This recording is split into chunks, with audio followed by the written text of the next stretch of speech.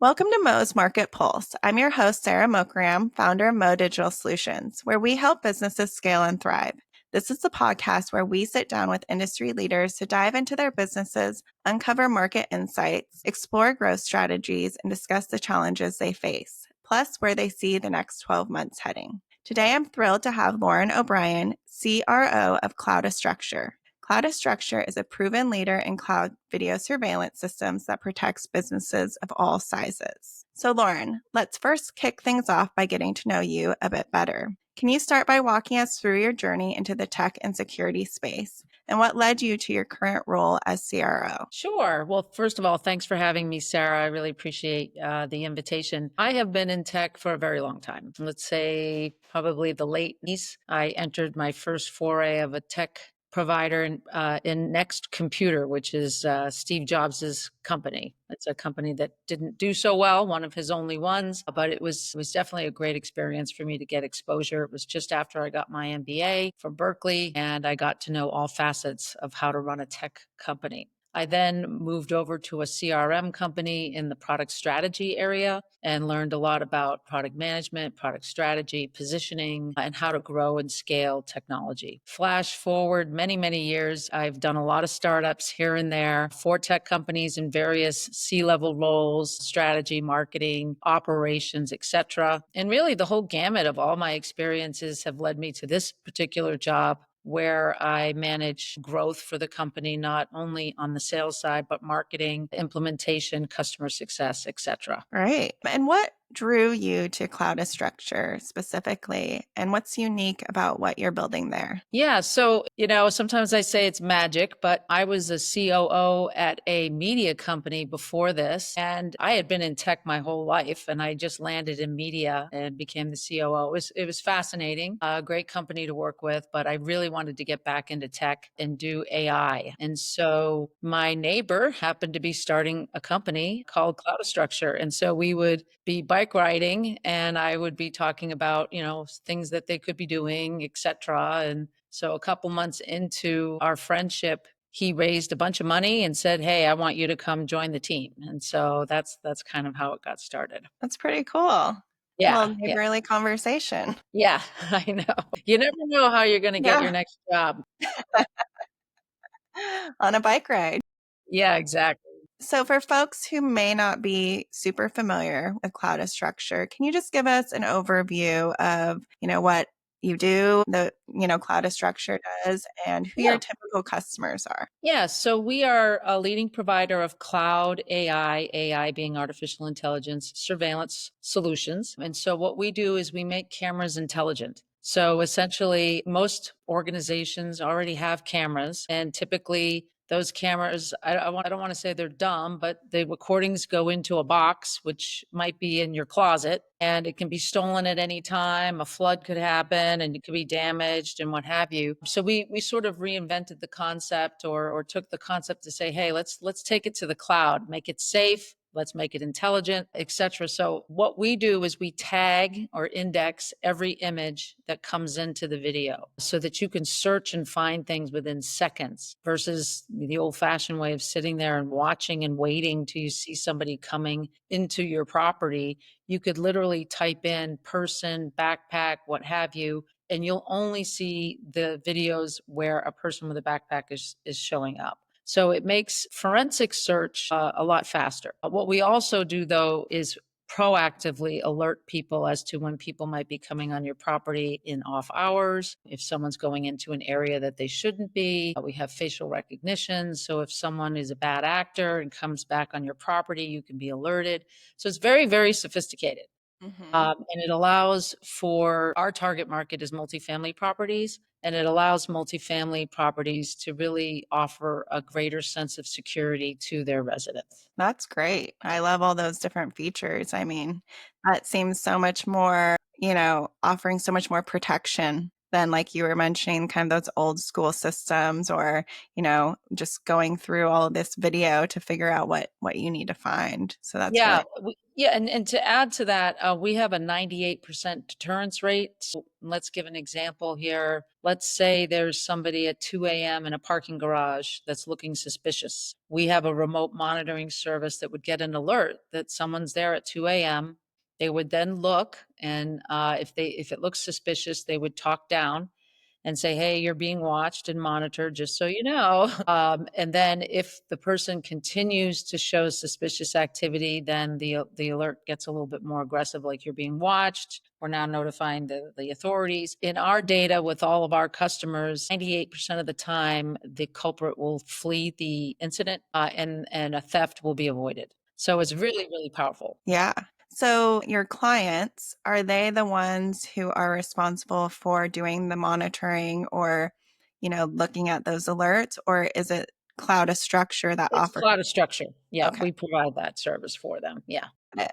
So you provide not only the surveillance and cameras, but you also provide the actual monitoring as well. That's correct. Okay. Correct. And we're one of the only ones that provide that end-to-end seamless Mhm. solution. A lot of other companies have to piecemeal different technologies Right. together to give that one-stop shop, but we offer it all. Okay. Well, thank you for that overview. So, zooming out a bit to the broader industry now, what are some of the biggest shifts or trends you're seeing in the video surveillance and security tech space right now? Well, when I joined the company 4 years ago, believe it or not, a lot of organizations were still using the old video in the closet concept. So, I have seen in 4 years a rapid change in people wanting to move to the cloud, which is great, and embracing greater security with artificial intelligence. What we see now, though, is more and more customers, and prospects are looking at this remote monitoring service, not the one I was speaking of with the 98% deterrence rate. It's so much more cost effective than a physical guard, because as you might know, a guard can't be everywhere on a property. Generally speaking, somebody will be watching, and if they see the guard going around the corner, that's when they'll make their move or something, something like that.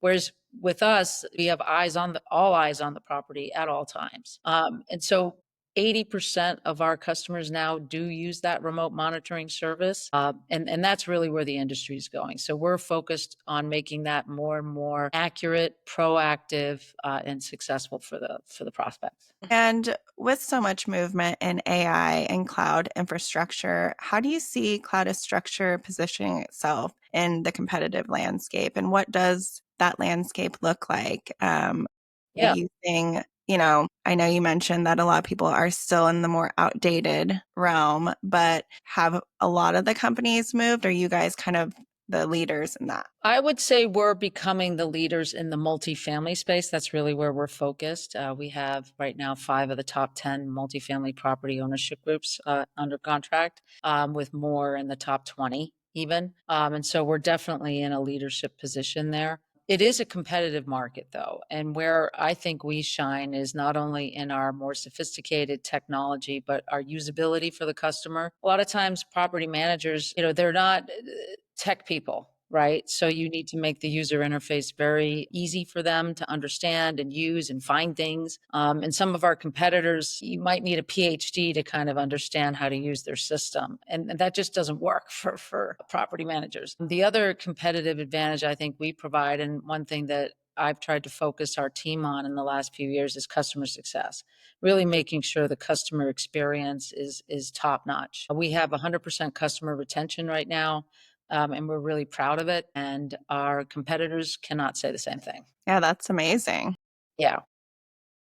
Are there any specific customer needs or market demands that you think are currently being overlooked by others in your space? I would say that, some of our competitors have gone in and oversold and underdelivered. We're coming in behind them and picking up a lot of business because of that. And I think they're just overlooking the importance of customer success and making sure you understand what the customer is really looking for, making sure you have great training, great customer support. It's about the technology, but it's the whole experience. Right.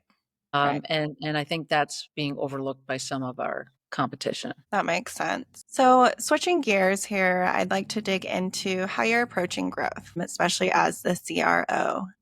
So, Okay. what's been your go to market strategy and has that evolved as the company has scaled? Yes. So a few years ago, we were in exploration mode in terms of what vertical market to really go after and land and expand within that. But also at the beginning, we thought that our distribution model would be through systems integrators because that's how most security surveillance providers were selling. In fact, a lot of our competition still does that. But we pivoted and decided to go direct to our enterprise customers. And the reason we did that, it was hugely successful, number one. But then it allowed us to have a direct dialogue with our customers in terms of what's working, what's not working. And being fairly new into the space, if we gave that to a systems integrator, we'd be hearing things third hand and really not being able to create new features as quickly as possible and really hear from the customer what's going on. So our go to market pivoted from systems integrator, distributor type channel to direct. And again, focused on multifamily. And that was a huge moment for us. And we've been very successful with that. And can you share any particular marketing or sales strategies that have worked well for you with going down directly to these people, especially when selling into these really complex industries like multifamily housing? How are you really getting in front of all of those prospects? Yeah, I wouldn't say there's a silver bullet for that. But one of the things that we have done is hired a team of people who have contacts and Rolodexes and experience selling to the same buyer. It might be a different technology that they're used to selling in. So that was the other pivot, actually. We were exclusively hiring people who had sold surveillance before. And then midway into it, I shifted and said, why don't we hire somebody who has sold to the customer before, but not necessarily security. And that was a win. It was definitely something that they knew how to talk to that person. They knew the problems of multifamily, and they were able to sell into that very easily. And so, with every business, and I know you talked a little bit about this already, but there are hurdles, right, that you have to overcome. What are some of the bigger pain points or frustrations you're facing, whether that's in growth, within revenue growth, hiring, product alignment? I would say that the challenge a couple years ago was really finding the right market and the right model. We've now overcome that and very successful in that. Our challenge right now is making sure that we keep our quality and customer success up while we are rapidly scaling. And so, as many people might know who are listening to this in the startup world, you do a lot of things manually and on spreadsheets and all kinds of things, right? And then all of a sudden you're doing massive scale where you realize your systems have to change. Mhm. And so that's kind of where we are right now is automations and oh my goodness, this has to reconcile with this. I mean, there's just so many things that you kind of make do with when you're just starting out. Right. And so it's scaling and scaling. It's fun. It's really a fun time. Okay. Speaking of scaling, what's been particularly challenging about scaling an AI-driven solution in such a compliance-heavy industry? I would have to say, we're now a public company as well. And with that comes but we're small. So we're small, but yet we have to adhere to a lot of things that big companies have to do. And that's costly, unfortunately, but it is a challenge. So we're getting our act together and documenting all financial transactions. Everything has to be buttoned up 100% from document signing all the way to document delivery. And then ultimately, the focus is on tracking and reporting right now, as well as bringing in the business for sure. So, looking ahead, what are your top priorities or what are goals for the next 12 months at Cloudastructure? Our top priority right now we are rapidly expanding our sales team. It's our top priority. And so I'm more than doubling my sales force and hopefully going to double it again in a couple of months. And so it's making sure that they get trained up, that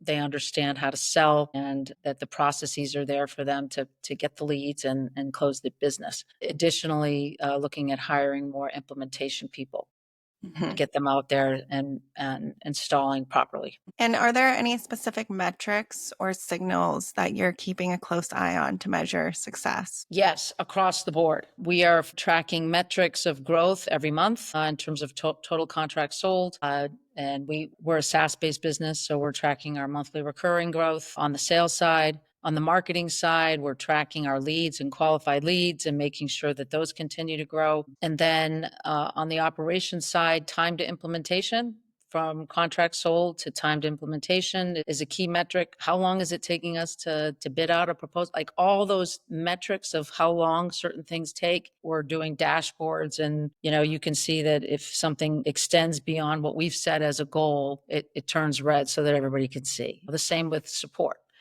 making sure that we have really fast turnaround times on support as well. Great. Well, before we wrap, what advice would you give to other leaders navigating innovation and growth in today's fast-moving tech landscape? I think what I've learned is that focus does matter. Focus on a market. I do believe in testing different markets to make sure before you go all in on one. But when you're a small company and resources are tight, there is something to be said with focusing on a key, one market, making sure you get that success and referenceability and leadership before you can launch to another one. I would also say that there's always a tension between focus on profitability and growth. And I'm more of the viewpoint that you should really focus on growth. If you have 100% customer retention, you can take a look and be creative with your pricing strategies. It's not all about getting your profit in year one, right? So you really have to look at the entire lifetime customer value and make some, decisions when you're selling. And so that's what I would look at as a startup entrepreneur, is really you focus on growth. Yeah. Profitability will, as long as you have a profitable model at the end of the day, it's fine. But you don't need to start off that way, because you could shoot yourself in the foot. Right. Well, that's great advice. And for those who want to learn more about Cloudastructure or connect with you, where's the best place? Lauren at cloudastructure.com. Happy to take any questions or advice or what have you. Just reach out. I'm available. Yeah. Well, thank you everyone for tuning in to Mo's Market Pulse. If you enjoyed this episode, be sure to subscribe, leave us a comment, and join us again to hear more insights from leaders coming up on future episodes. Thank you so much, Lauren. Thank you, Sarah. Appreciate it.